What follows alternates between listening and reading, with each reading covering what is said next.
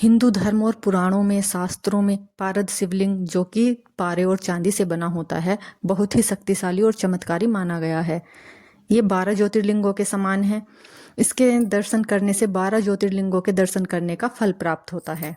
इसके दर्शन करने से हमारे सभी पाप नष्ट हो जाते हैं और स्पर्श करने और छूने मात्र से हमारे बड़े से बड़े महापाप भी नष्ट हो जाते हैं, जैसे ब्रह्महत्या, गौहत्या जैसे जो बड़े पाप हैं वो भी सब हमारे नष्ट हो जाते हैं।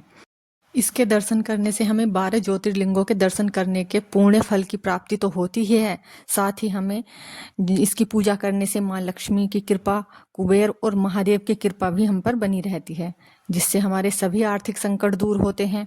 इसके अभिषेक का जो जल हम ग्रहण करते हैं, पूजा करने से सारे शारीरिक और मानसिक रोग हमारे दूर हो जाते हैं। ये अकाल मृत्यु और दुर्घटनाओं के भय से भी हमारी रक्षा करता है और ये बहुत ही चमत्कारी है। पारद शिवलिंग को घर और अपने कार्यस्थल पर स्थापित करने से पॉजिटिविटी का संचार होता है। जो आसपास निगेटिविटी है वो सब दूर हो जाती है और इससे संतान प्राप्ति और वैवाहिक सुख के लिए अत्यंत ही फलदायी माना गया है। ये वैवाहिक जीवन में उत्पन्न होने वाली बाधाओं को भी दूर करता है।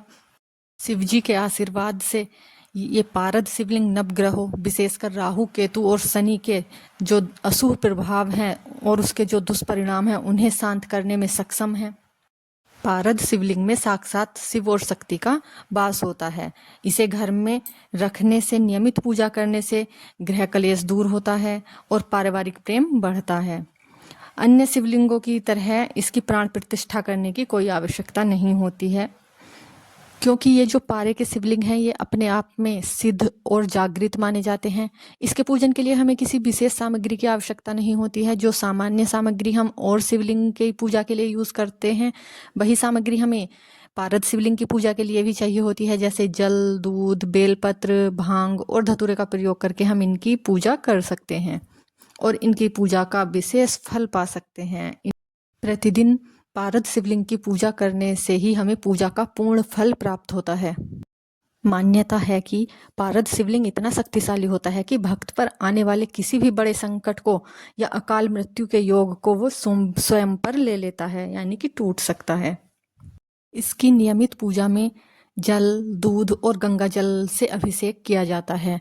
रासायनिक प्रतिक्रियाओं से बचने के लिए हमें दूध और दही का उपयोग तांबे के बर्तन से नहीं करना है। इसलिए इसे अन्य शिवलिंग की तरह बार बार प्राण प्रतिष्ठित करने की आवश्यकता नहीं होती है। इसे घर में ही स्थापित करके रोज केवल शुद्ध जल से अभिषेक करके ही हम पूर्ण लाभ ले सकते हैं। अगर आपको जानकारी अच्छी लगी हो तो कमेंट करें, लाइक करें, शेयर करें और thank you for watching. Her her Mahadev.